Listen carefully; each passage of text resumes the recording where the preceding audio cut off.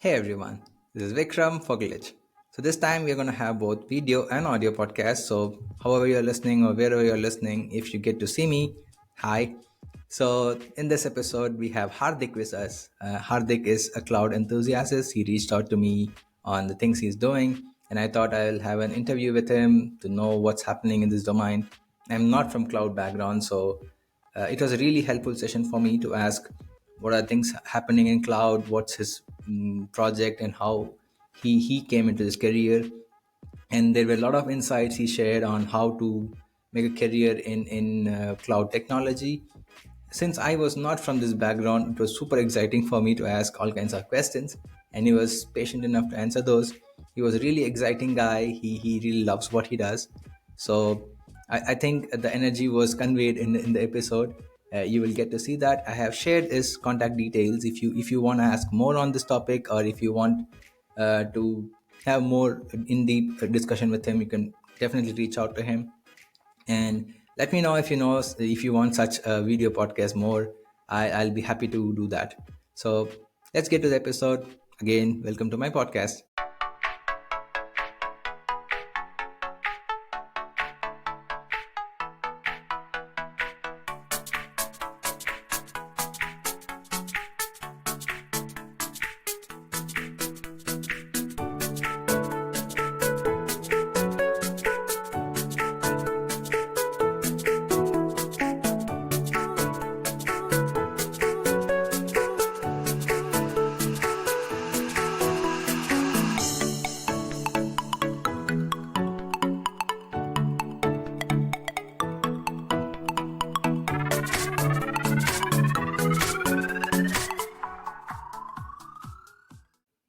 Cool.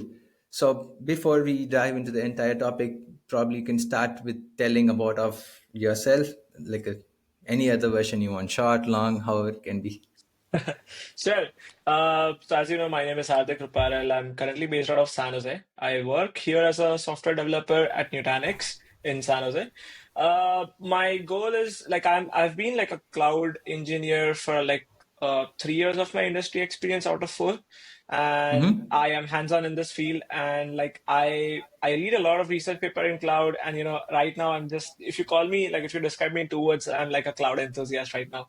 So, I'm hands-on in this field. I love doing what my day-to-day office work, and yeah, particularly, distributed systems, cloud, and that's been like my office work. But apart from that, I also do a lot of giving back to the community, because like I feel that I was grateful enough, or I was lucky enough to have access to the resources that my Mm-hmm. parents Mm-hmm. gave me. But I feel that not a lot of people have an access to all of those things. So I feel that I have to do every bit of my my effort and my time to just help a lot of people. So that's what I do, and that's why I mentor students. Like I'm a cloud coach, and yeah, I think that's pretty much been my journey. That's Yeah, we'll get to the other part which you said about giving back to the community. You're everything which I'm not. I'm someone who's from firmware, and you're from cloud. It's going to be a good podcast episode. So what first got you into this cloud technology? Like what was the moment you thought, okay, yeah, this is it. So I think it's quite fascinating, the journey. So I have always been a FIFA and a PS fan. Like I Okay. used to play a lot back in undergrad and this thing. So one fine day, I was just playing, and I realized something called as an online multiplayer. So I just went up to, I went on Google. I just searched what exactly that is, and then I was just fascinated by the terms like geo distributed data centers or private cloud, as we say, and it was all like a black box to me. I did not understand any bit of it. Like the first year engineering student, I was just doing my calculus. Like I don't know what that is. So, moving on in life, I was lucky enough, so I was involved in a side project called Meri Dukan. It's like a mobile gaming Mm-hmm, mm-hmm. application that I developed while I was in newbies. The application helps, students in rural parts of India, China, and Singapore learn more about financial literacy, and teach them basic financial concepts like what is banking, what is why do you why should farmers take loan from the government instead of local money lenders, to prevent their exploitation. So we were able to scale that application, and we were able to reach around like 180K students. because of cloud. And that is when I realized that, wow, like something as simple as this can be, reached out to so many, like we can reach out to so many people and make it accessible. So I think that is all. I think it's a combination of these two factors that, made me, really fascinated in this field. So yeah. Yeah, yeah. It's all nice to hear when you say these big numbers, right? Yeah. 120K or things like this. It's nice. So let's say you are trying to explain it to someone what's cloud, like to a general audience. Because once we get into the other topics, I don't want people to lose some traction into this. So can you give a small explanation of what exactly is a cloud? In a Absolutely. technical term. Yeah, absolutely. So I think first I'll explain it in the layman sentence. So Mm-hmm. basically, like for first year undergrad students like me, or high school students like me. So let's say you like I'm on my laptop right now. Let's say Mm-hmm. you do not have a laptop and you still want to access the internet and you still want to access like all the computer functionality that you have on laptop. So that is what that big companies like AWS, GCP, Azure, they provide you the compute, the storage. All you got to do is, like, let's say you have just a very basic like processing power and you need to play like Mm-hmm. FIFA or something like that. So that is what these companies do, that they give you the compute. It's like something on rent. Basically, you pay as you go. How much ever resources you want, you can use it, but you have to pay a cost for it, right? So that is what basically the cloud is. You do not have to manage any resource. Everything is managed by them. You just have to pay. You just have to use Mm-hmm. them. You focus on the things that you want instead of focusing on, what laptop should I buy or what should I do, things like that. So yeah, so that's cloud in a very basic, a vanilla definition of it. But Mm-hmm. I think one to be to dive deep into the technical aspect of it, like cloud is such a beautiful concept. It's like, think of it that it's a combination of operating systems, your networking, distributed systems, and concurrency, and all these factors. Like, let's say that you want like 100 TB or like 1 petabyte of storage. Like, it's very difficult for you to get in one computer, right? So that is where distributed systems comes into picture. That you have a bunch of like 10 or 100 computers, that gives you 1 petabyte storage, and they Mm-hmm. work Mm-hmm. in such a consensus that it's just fascinating to see that everything's just so consistent, just so available for you anytime that you want. So it's like, yeah, It's always that's the available. definition. Yeah, Yeah. yeah. You are giving me the sparkling eyes definition for me to even see this, because there's no constraint. It seems like it's ever growing. The storage is like petabytes and terabytes. These are storages for Absolutely. Yeah. a new software domain. So coming to becoming a cloud engineer, and what path did you take? Like you are a cloud 3.54 years experience, right? So what's your Yeah. journey? So I think, so as I said that I was working on that Meri Dukan application, and I realized the power Mm-hmm. of, Mm-hmm. the cloud. So I decided to take, like I wanted to enhance my skills in that. So I decided to pursue my master's. That's why I came here in the US in 2021. I did my master's, and yeah, I was able to land a job in distributed systems cloud domain. And, it's more of like, that this master's journey has been so much of a transformative journey for me as a professional, as a personal experience, and the industry experience that I'm currently working in. It's like it's all the combination of that. Yeah. Yeah, it's quite short. I mean, it sounds quite short. It's not. You try to say like from 2021 to now 2024. You just skip the entire part. I know how big it is, and I have heard my other cloud guys talking about a lot of things. It's ever growing. It's not like you learn this Absolutely. technology now and after 1 year. It's same with other technologies, but in cloud, I'm keep on hearing this new term. Before it was all distributed systems, AWS. Now people are talking about Gen AI. I'm like, dude, it just got into Absolutely. the market and you people are started to deploying it in your clouds. So yeah, it's challenging and it's also exciting for someone who's seeing all the way down from firmware. It's all looking exciting for me. So what's this skill set you would, I mean, I'm directly diving into technical skills, but it might seem odd to have this in the introduction question, but how do you think skill sets like reading from universities and things like which you start from basics and right now which you're Sure. working on lay the ground zone for you to even see a cloud and start reading, not to get intimidated from this new tech terms and stuff? Absolutely. I think I just want to, circle back on the previous term that you said, that Gen AI, right? I mean, Yeah. in fact, if you see that Gen AI is right now the buzzword in the industry, but however, like because of Gen AI, so I recently published a paper on the effect of Gen AI on cloud data security. So I was fascinated to see that, Gen AI is actually doing more harm to cloud data security as well. So there is one version of ChatGPT called as, it's a jailbreak version of ChatGPT, and it can generate malware codes that are not detectable at all. So now imagine the Okay. amount of research that it goes into the fields like ethical AI and cloud data security to put up the guardrails against these kind of attacks. I mean, it opens a whole lot of avenues. So I feel that cloud security, cloud data, just to protect cloud data, it's gonna the research to do that. It's gonna exponentially increase in the coming years. And coming to the technical skills of it, like just get your concepts clear in terms of operating systems, distributed system networking. How does it work? So it's not like, Mm-hmm. I Mm-hmm. feel that it's not like, I was talking to a few students, and like they have written skills like AWS and GCP in their resume.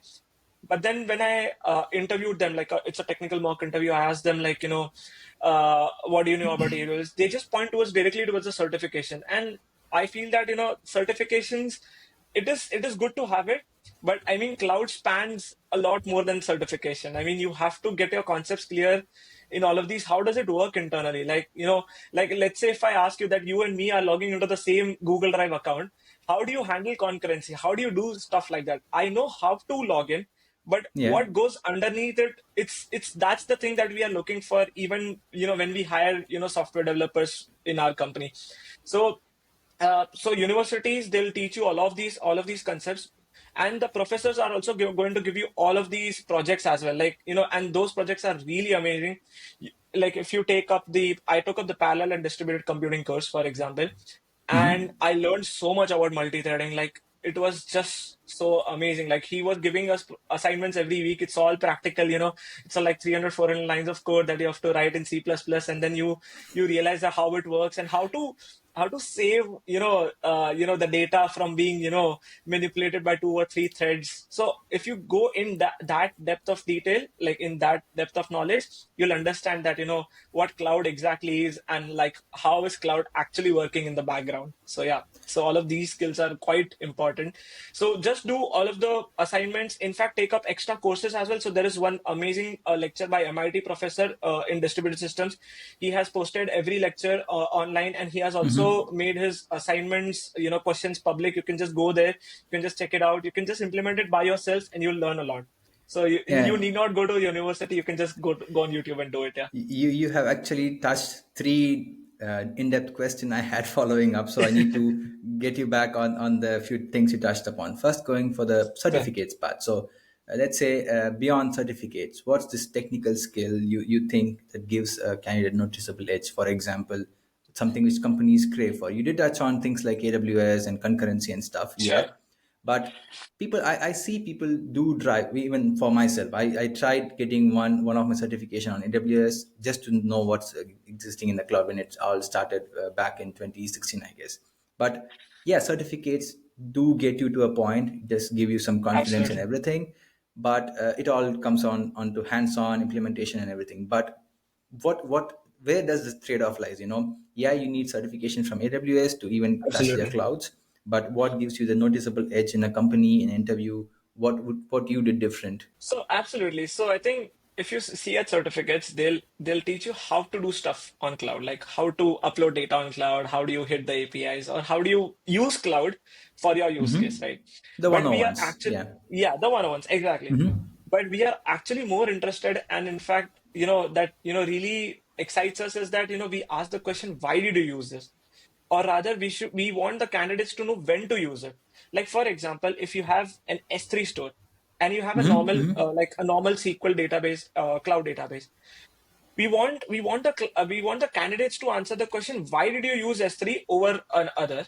And if we give them a question in an interview, that we want them to know, and we ask them this question, like when to use this. So if they answer these two questions, that really excites us, that they have they are able to apply the knowledge that they got via certification in a real life problem. So the interviews, that the question that I asked, like for example, implement a Google Doc or something like that.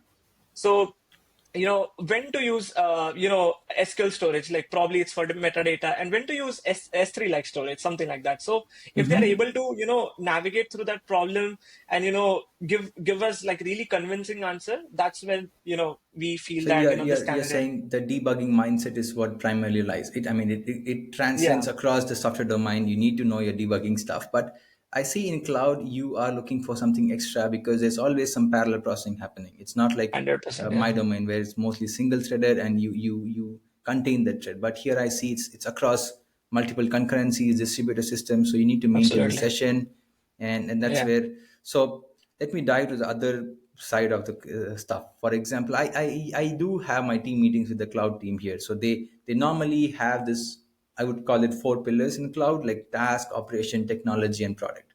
So normally any cloud job or any cloud technology is going to revolve around these four pillars. Like what's the task, what's your operation, what's your technology you're going to use, and ultimately what's the correct. product.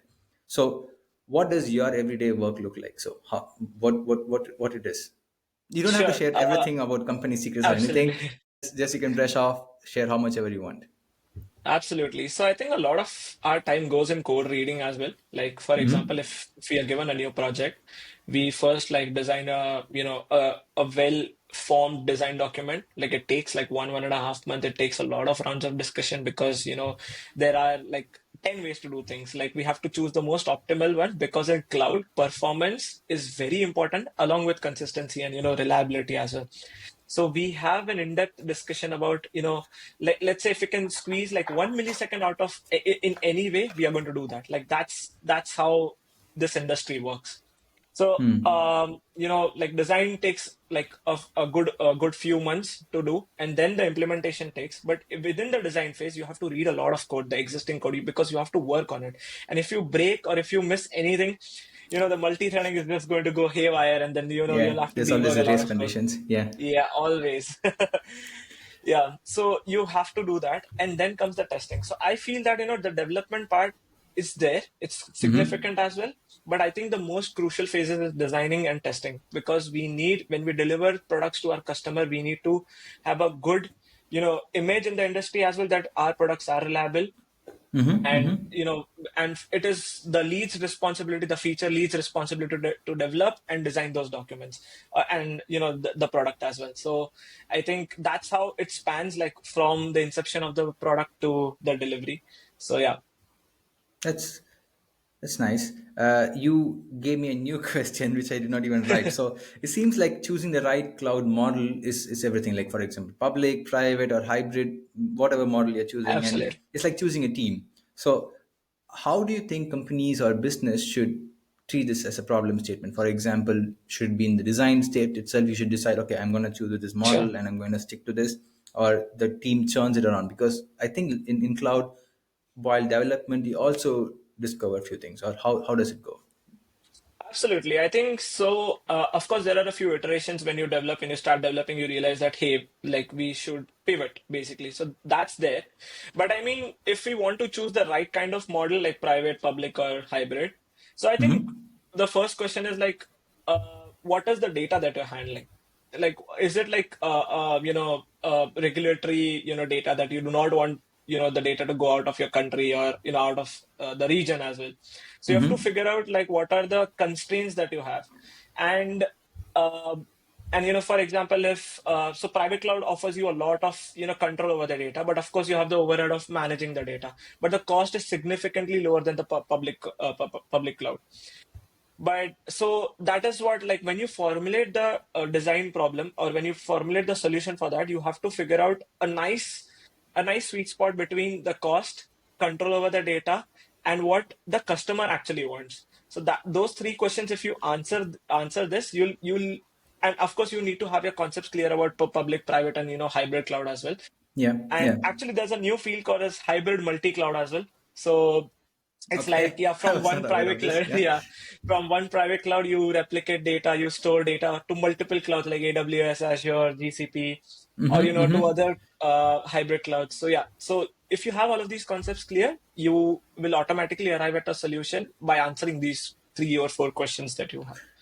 I think I skipped a big part that we are taking cloud for granted. I want you to just to give a perspective of how huge we are talking about. For example, how big Netflix handles its traffic or any video streaming instrument, because cloud is huge. And yeah, saying Absolutely. 1K, 1 terabyte makes sense for me and probably fellow cloud members who are going to listen. But for a common public, I really want you to put the perspective on how huge a cloud management is.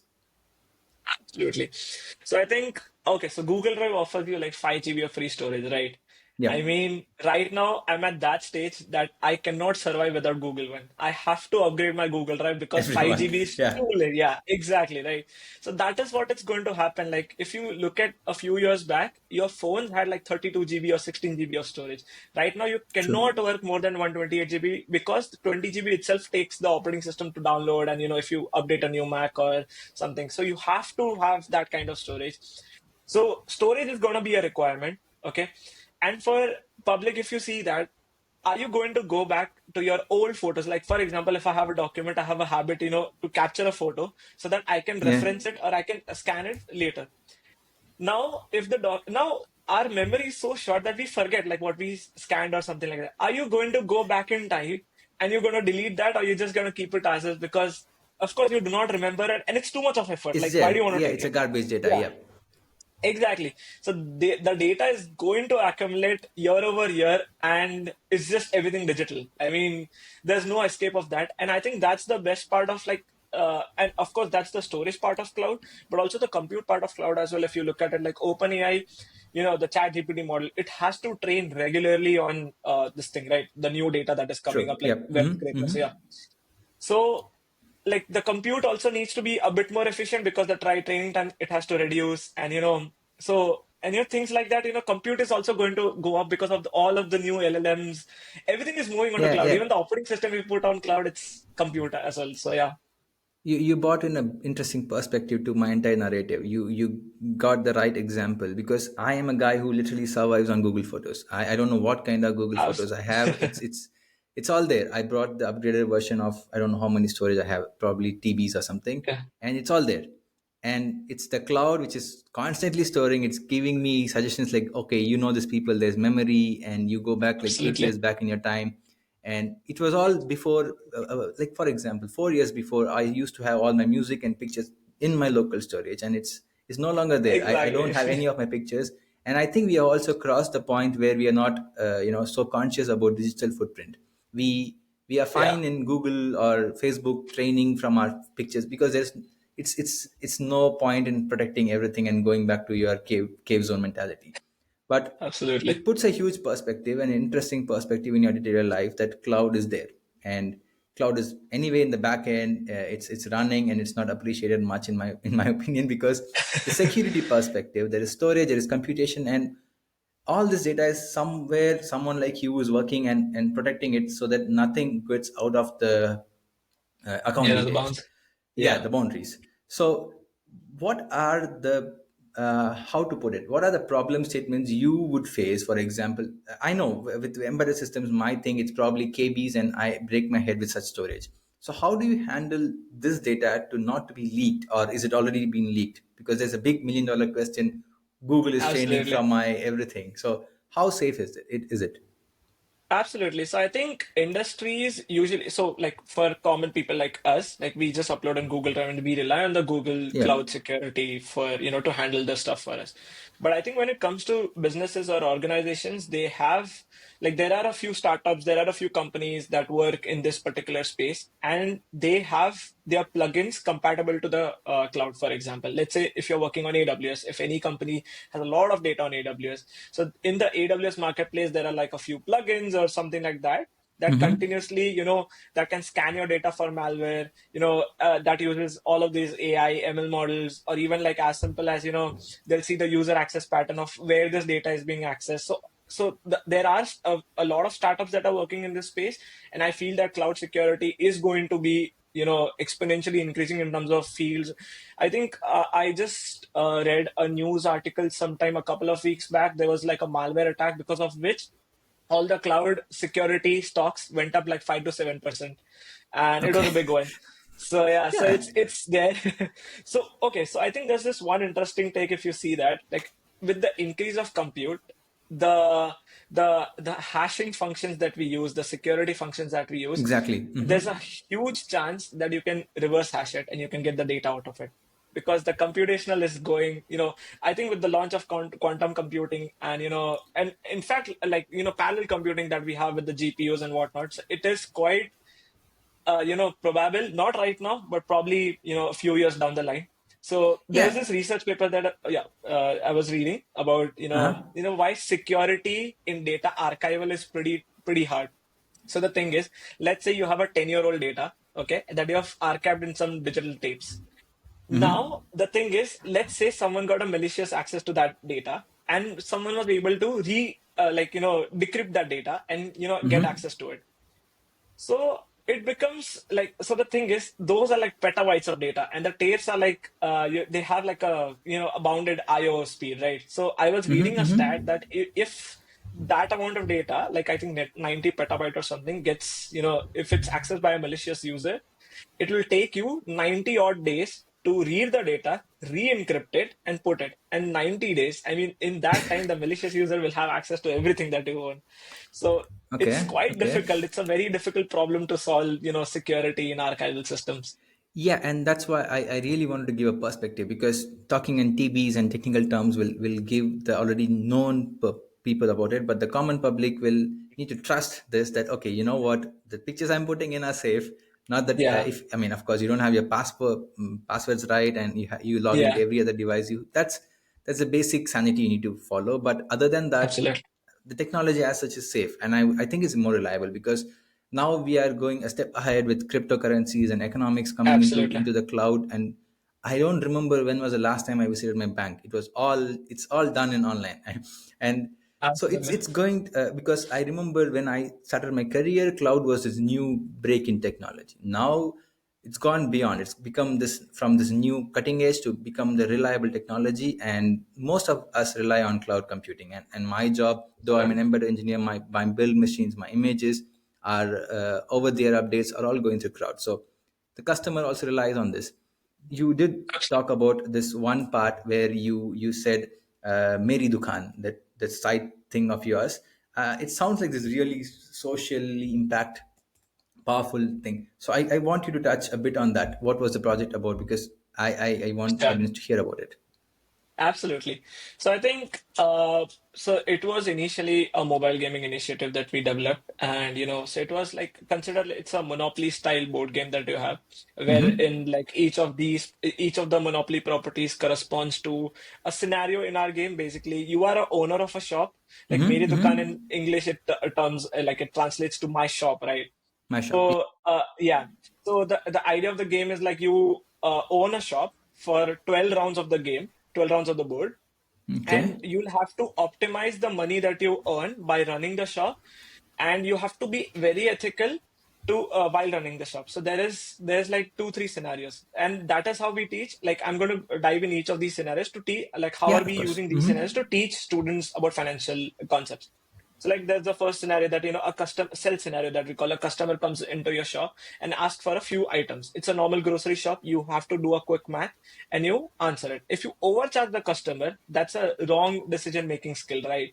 So we penalize the player and we reduce the game points for them. Okay. Okay. And there is something called as ethical decision making, this thing. So it's all based on financial concept. Like let's say there are a few products that are expiring, but you cannot sell them. So I will ask, do you still want to sell them or do you want to throw it away? So if you sell them, your reputation or game points goes down, and if you throw them away, you get a few brownie points. Is it still there? Can I play this game, or it's no longer there? No, no, I think it's still there. So the thing is, it works with an NGO called Pratham. So they have like a year courses running throughout the year. So if they teach in that particular semester to students, you can find it on their application. Like it's Awesome. yeah. I'm sorry I But if not, interrupted you. You were yeah, in a no, thought no, no, process. Yeah. no, no. I Yeah. think Continue. yeah, yeah. So it was a mobile gaming application that we developed, and I think in 2020, COVID hit. All the education centers were closed. Pratham used to teach them on their tablets, but since rural kids might not have access to tablets and Mm-hmm, mm-hmm. digital things, so what we did was we used cloud, and that is where it hit me that cloud is such an amazing thing. So we moved the entire application from a local multiplayer, like one tab playing four people playing on a single Mm-hmm, tab. We mm-hmm. moved it to online multiplayer, and we did Okay. that using cloud. And because of that, we were able to, even in COVID times, we were able to reach to those students and keep the learning going, so that they can go to their father's phone. They can simply open like any web browser. It's a web link. You do not. It's not computationally heavy or anything. Just open the phone, enter the URL, and then play the game. So that's how it does. Yeah, and Yeah, you yeah. can connect with your friends and play it. Yeah. I mean, I'm still observing it. That's the reason I asked you the question if I can play, because Yeah, these are the problem statement. Most of us become a software engineer. It's not just to sit and code and stuff. It seems like you did absolutely. bring cloud technology into a social good kind of project. Yeah. And of course, during COVID, cloud did face a big boom, and it sounds nice. And I'm still coming out of the Mary Dukan because you mentioned Monopoly, and that's a Yeah. game I love to play. Okay, coming back to the every big question. So let's say I really wanted to have this podcast so that it's both beneficial for the common public to have cloud knowledge, because I'm not the guy who Mhm. will anyway talk about this, and also someone who's listening to this and who really wants to become next to you or better than us together. And what is the skills that they should start about, right? For example, they are studying computer science in the initial So, stages of first year, or they're in school. What would be the thing you will give them to guide? absolutely. I think one thing that, there's a myth about cloud that, it's a very difficult field. So the thing is, I'm going to break that myth that, it's not that difficult as you think of it is. But I mean, so one thing that, to answer your question, that, if you want to break into this field, it has to be real passion. You have to be determined to, learn all of these concepts, because the thing is, in day-to-day life, there will be debugging scenarios. Like, for example, I was working on one debugging scenario. There are 32 threads that are accessing, like, working on two node this thing cluster, and I had to collect logs. The logs are reordered as well because of the context switching and whatnot. You have to be very, very like determined to solve this problem. So I think a combination of your, of course, technical knowledge, you have to first gain that. And apart from that, if you talk about the non-technical skills, it's determination and passion, and and the embracing the change, because cloud is also evolving at a very fast pace. Like, you have to read a lot of research papers to That's true. to be updated what's going on in the industry. And so it's like a combination of all of these skills that makes yeah, one of the top cloud engineers. So, from what I'm hearing from you and my fellow colleagues here, cloud is one industry where it keeps on accommodating the new. I think they are the first responders of any new technologies coming into the market. You incumbent. I don't know how it's happening, how the design incorporates it, but I hear AI in a year. My company starts, in this production line having AI thread. So, but I have this huge question: what's the difference between cloud backend? Like, there is cloud and there is backend engineer. I mean, I'm hearing these two terminologies. Absolutely. Absolutely. So when you say about cloud and backend, so backend is usually like, it's like remove the like, if you're working on a full website, just remove the front end part of it. You're managing the controller layer, you're managing the database layer, and how efficiently you can get data from the database back to the controller so that the UI Yeah, team can fetch it. So that's like a backend engineering term. But of course, like, cloud is something more specific. Like, if you say that cloud backend engineer, it's like that cloud itself is like AWS is a product, right? yeah. So Hmm. AWS also has a UI, and also has a backend. So if you say that a cloud backend engineer, you work on how do you handle, like, the concept that I was saying, right? Distributed systems, and you work with those concepts on a day-to-day basis. And that is how, and of course, there'll be works like API development. You have to expose a few APIs to the front end, but Hmm. also at the Hmm. same time, you also have to work in the core data path, wherein if you get a 1 GB file upload request, how do you chunkify it? How do you store efficiently onto the into the Hmm. backend Hmm. disks, and efficiently retrieve them, implement the caching layer, so that the the time, the latency is reduced, and things like that. So that is what the actual backend is in terms of cloud.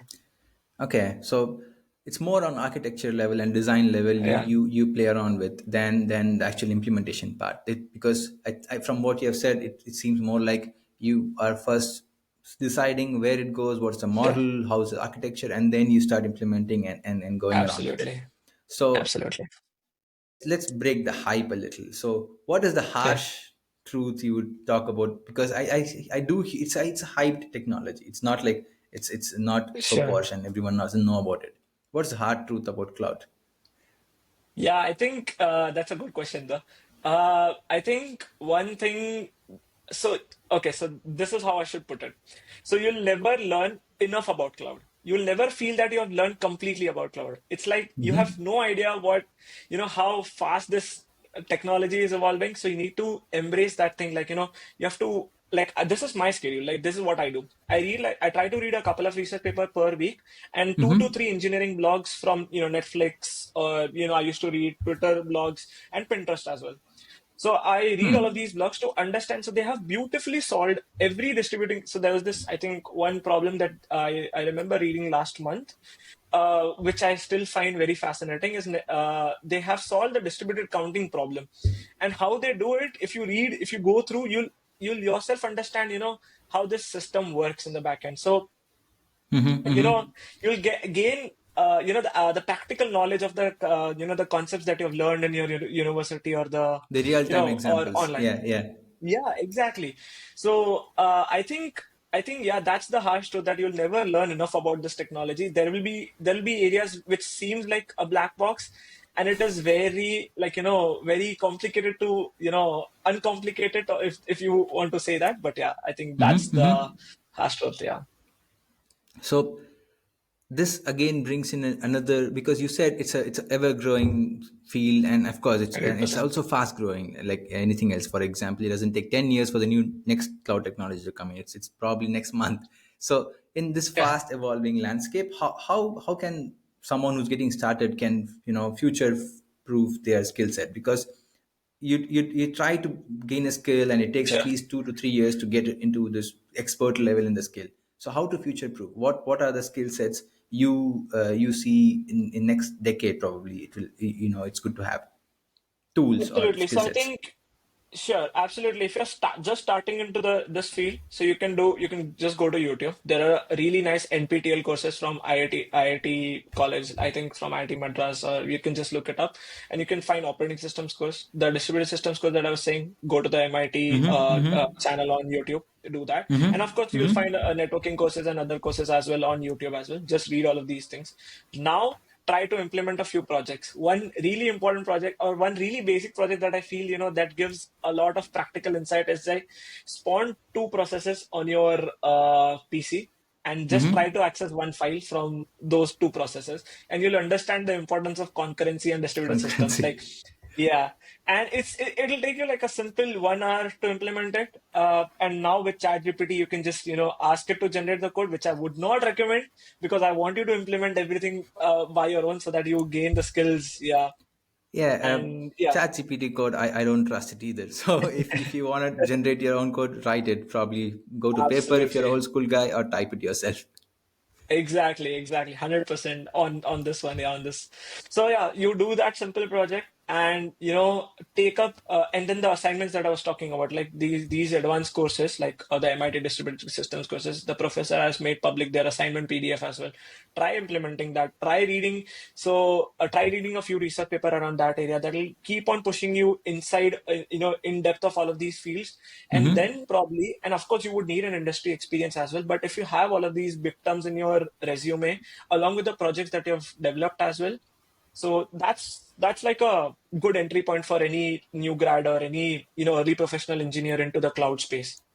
Yeah, I think one important skill is to also have how to read a research paper. It's not like reading a blog. So Yeah, reading a research paper itself is a skill, and especially when you're trying to learn a skill like cloud technology or any other technology through a research paper, absolutely, you need to understand from the four different author or how many ever author is there in their perspective. absolutely. So let's say you are trying to have this resume or sort through resume. What's this one unique unexpected skill you will catch your eye? For example, if I'm interviewing my candidates in embedded systems, I'll not be looking through this technical u-boot or memory mapping.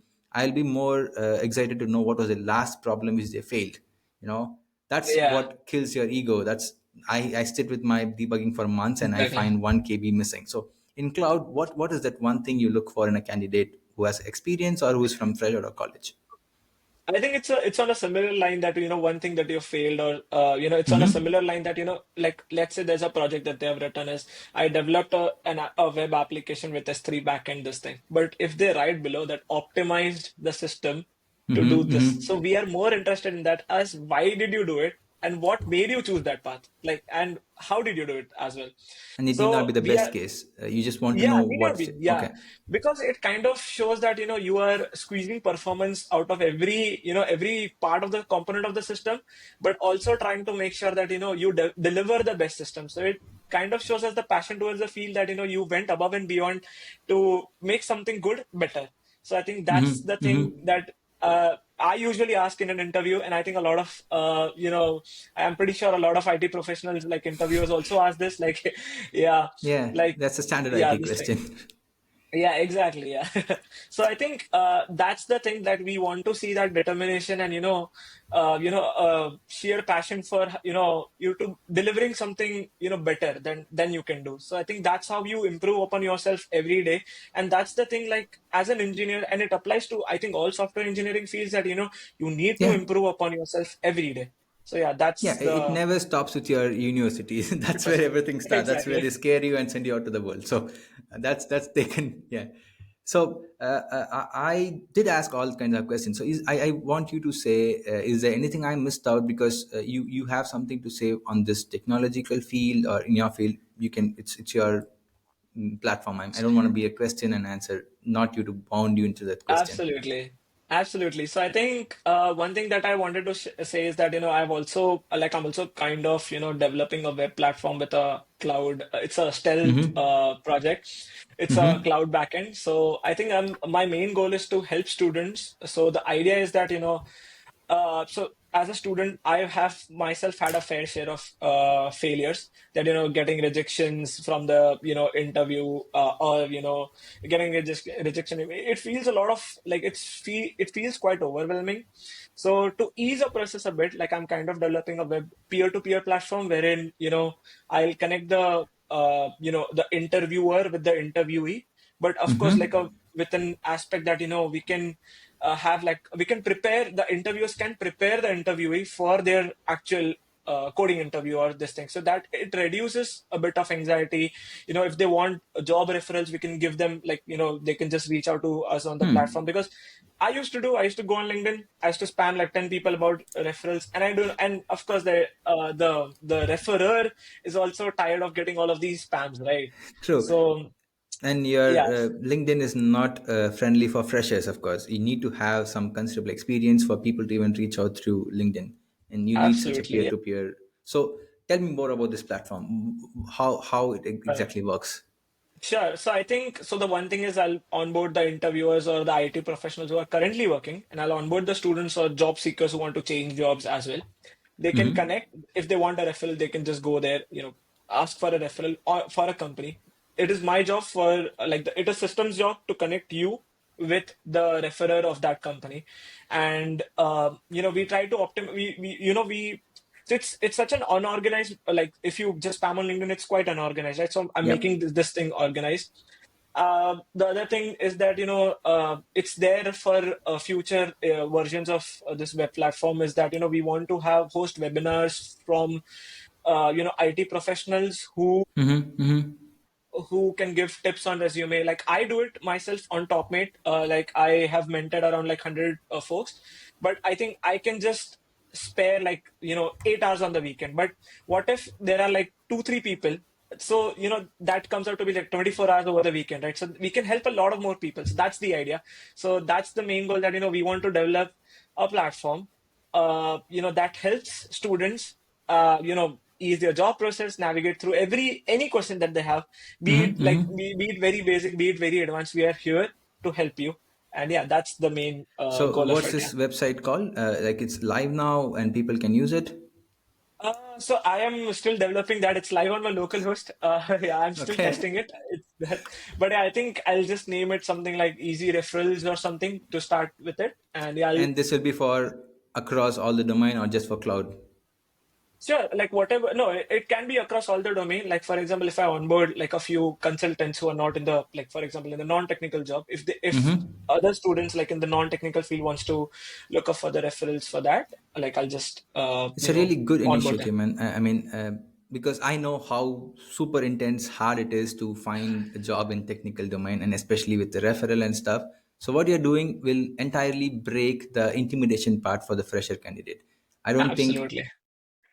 even though they get intimidated, the mentor platform which you were mentioning about the webinar and you syncing up with them, that will reduce their anxiety because most of Exactly. the time in interview, anxiety is what kills. Because I see a candidate in my interviews and they really know the answer, but the interview Huh. anxiety, even though they are super prepared and they know much better coding, they fail to. I have to bring it out. So your platform probably will do the warm up zone, but Exactly. let me ask you a question about the mentor part. For example, let's say there are a few mistakes you would have done. Like for example, I have done a tremendous mistake and I use it to coach my juniors here, my interns. So what is something you did and you probably would are trying to coach it to others? Absolutely. Like, there are two parts to this question, answer. So basically, the first is that, while writing the resume, make sure your resume is impact first. So the thing is, of course, I'm more interested in knowing what you did it, but I am also very interested in knowing that, like, what impact did it put? Like, or like, can it be like, let's say, as simple as like 100 users? Like, even if it's 100 users, I want to know what is the impact of it. What is the goal? So that is why I recommend people writing a resume in a format like what is the goal, how did you do it, and what is the impact.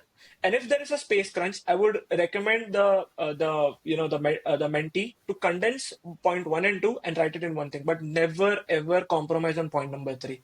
And that is the mistake that I did. That my resume focused a lot on what I did and how I did without actually writing the numbers, the impact on it.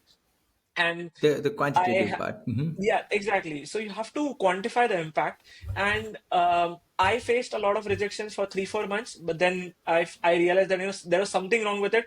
I reached out to a few seniors. My seniors were really helpful in that aspect, and they gave me the advice. And I changed it, and I started getting a few calls.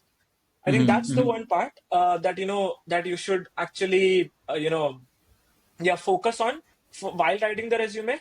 And from a technical learning point of view, if you want to go in any like for example the cloud field, Yeah. instead of knowing what this technology does, you should also know when to use this technology. So that is another level of depth that I want the candidates to Yeah. touch. No, you're told. Yeah, exactly. Yeah, So coming to the biggest hype of the market, the AI. There's a lot of sure. hype of AI and stuff. You did also mention about your Gen AI research and stuff. How do you think that is disruptive in cloud technology? Like because it started with mainframe, now it's cloud, and now there's edge computing distributed. Now they're Exactly. all talking about AI. What do you see in next coming? How disruptive this AI is in cloud field? Absolutely. So apart from that cloud security research that I was saying, right, it is Mm-hmm, also, mm-hmm. yeah, breaking the cloud security guardrails and whatnot, like other aspects. But I think there is one more aspect, the cloud models are huge in size. Okay. Now Yep. keeping everything in memory can be an issue. So that is where systems also comes into picture, is that, that actually yesterday I was just reading a research paper about how the neurons in that LLM, the weights of those neurons are Mm-hmm, being mm-hmm. cached, and how are they being effectively read from cache, and what is the cache eviction model that they have applied, so that the whole the training time reduces. So Exactly. Yeah, systems yeah. and It's a huge. LLM, yeah, I think I exactly. also came across this one. Yeah, yeah.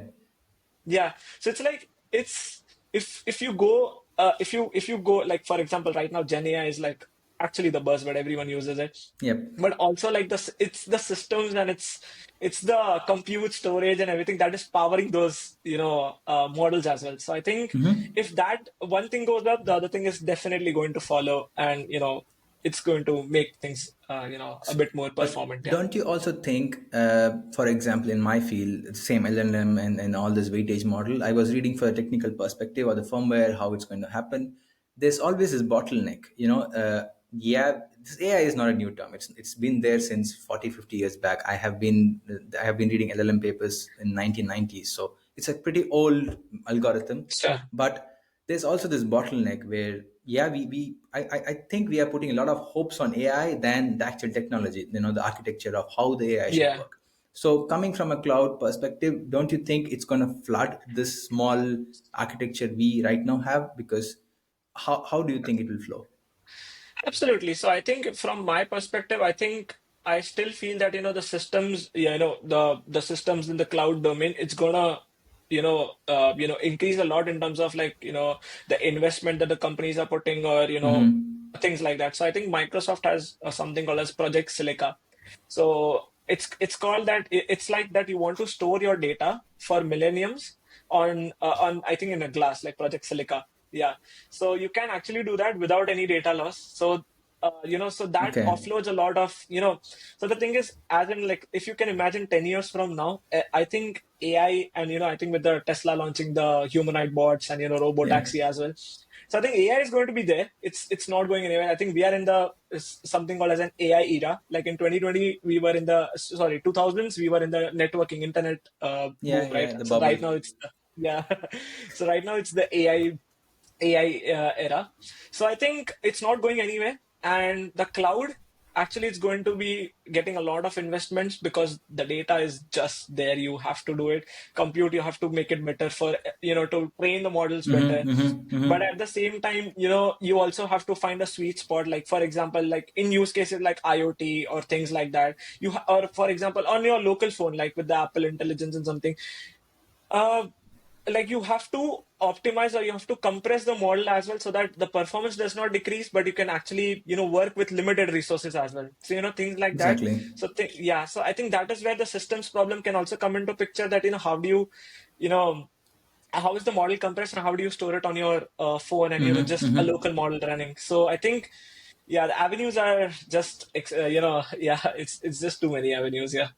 Because yeah, I'm working on the spin-off research topic of mine for a research paper, and I was doing a literature survey, and I just realized we always had this concept called IoT. We were calling it mission to mission, and once Yeah. people started terming IoT on top of it, it gained a lot of traction, and the growth was exponential. All the companies invested, and the business people wanted to invest on it. And I mean, we can talk and romanticize about technology. It's at the end of the day, the board members need to decide to invest on a project, and that's what Yeah. drives the technology next step. So I think this AI, whatever hype it has, it's also having a good driving force from the business people, that they want to put AI in everyone, every technology we see, and we are benefiting from it. The technology is definitely benefiting. Absolutely. I was talking with a colleague of mine in Nvidia, and he was talking about what are the things they are working on. It's huge. It's we never even imagined 10 years back. Computation was not this powerful. We were not talking about neuron engines, and this weightage models were not there. The bus bar, which Yeah. I'm trying to communicate right now, was in some 200 kbs. Now it's going all the way till MB, and it's like growing this entire model in a Yeah. bigger size. So it's good. It's not scary, but it's good.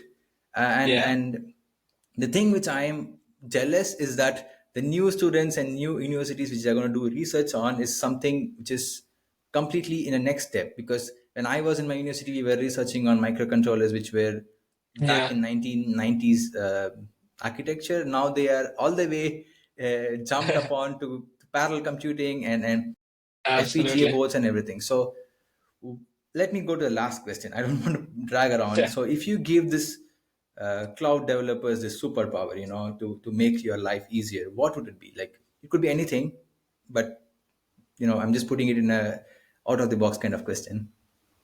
I think, yeah, if I have like a superpower, I just want, the thing that really aligns with my life goal is that, I want to use cloud in every product, so that, or something, optimize it so well that, each and every, people on this earth can access it, and, Hmm. and probably make their lives better. Like it can be anything, like probably any YouTube educational video that you can put it on cloud, you can just share it with them. Or I think, as simple as so actually, I was also working on one more project with a machine learning and a cloud. Was that I was working with an NGO. Students do not have access to like again in the same technical mock interviews or Mm-hmm. any mock Mm-hmm. interviews, like students in like tier two, tier three cities of India, they do not have access to the career coach. So we were developing like a booth or a simple software that runs on their laptop. Is that so there will be a system prompt generate, like a system will generate a question, and you'll have to answer it. You'll have to answer in 1 minute, and the Mm-hmm. webcam will monitor how many times have you touched your face, are you smiling, if you're not smiling, how many times you blinked, so that it shows the nervousness, and then we give out the the a score to them. And we of course the record the answer as well, and we use much NLP on that to how positive the Mm-hmm. Of sentiment of course. that answer Mm-hmm. was. And so all of these things, and of course it was powered by cloud in the backend. So I think if I Yeah. had that superpower, I just want to use cloud for people. That's the goal. That's a great answer, man. Because with your answer, I'm understanding cloud basically takes off the constraint of your dream. You don't have to Yeah, constrain your dream with, okay, what's my computation power? Okay, I want to build a FIFA kind of game, but I don't have the resources. Get a cloud, 100%. You work have on it. So absolutely. it's a good field. I mean, I'm exactly opposite to cloud field. I have zero experiences. This is where my job ends. When in my job, when we develop something and cloud comes in, we treat it as a black box, and they do the same. But doesn't mean it's not as exciting. I mean, I see how smiling you are whenever you're trying to explain something, and I think that's what is needed to be in this field, because, as you said, it's changing in month basis. I remember starting of January, we were talking about something else in cloud technology, and now when I was researching for this podcast, it's completely changed. So that's needed. The enthusiasm is always needed, and it's not draining, Absolutely. and that's the beauty of this thing. Because sometimes when you go into research paper, it gets boring and it gets blue, and you don't proceed further. You need to go do something else and then come back to this. Yeah. But I don't Yeah. see you with your smile. I don't think you are ever bored with this stuff. So I will give the outro to you. You can give the end note to the students or the developers or to me, whoever it is, and Absolutely. Absolutely. So yeah, I mean, thanks so much, Vikram, for hosting me on this podcast. I mean, my main goal is just to, like being a cloud enthusiast, I just want to, put this statement out that, that you can use cloud. Cloud is such an amazing field. If there are a few people who are confused about whether to take cloud or ML, probably just give it a try. Both the fields are just really amazing. Just give it a try. Who knows, what clicks for you. So I think that just that, and I mean, yeah, just focus on all the basic concepts, and I think you'll be really, you'll be one of the top, IT professionals in cloud. And just keep your head down, keep working. It's the field that once you develop that passion for it, you're not gonna put your head up ever again. You're just gonna dive deep, deep, deep, and that's it. So I yeah, it's think that's that. Yeah, exactly. So I think, yeah, that's pretty much my advice. I mean, to early career professionals or students who want to start here in this field. And yeah, I think that's pretty much it. And I think this is the perfect platform for me to reach out to other students and widen my the knowledge spread that I really want to do. So yeah, thanks for hosting this podcast. Yeah, sure, Hardik. I mean, I started this podcast to talk to general public and to make them less intimidated about technology. And cloud was one technology which I was always intimidated about. I never touch things like, whenever it comes, I have few friends of mine who are in AWS and stuff. I ask them. So this actually made me that it's not so scary. I'm not going to go become a cloud developer or someone, but it did give me that, okay, my data is safe. At the most, this yeah, is what it's needed. General public yeah, need not be scared about cloud. So it was good having you here. You had the absolutely, smile and the excitement. So let's see how my audience get back. If they have questions, I will put your contacts in the description and they can always reach out to you. absolutely, So absolutely. thanks.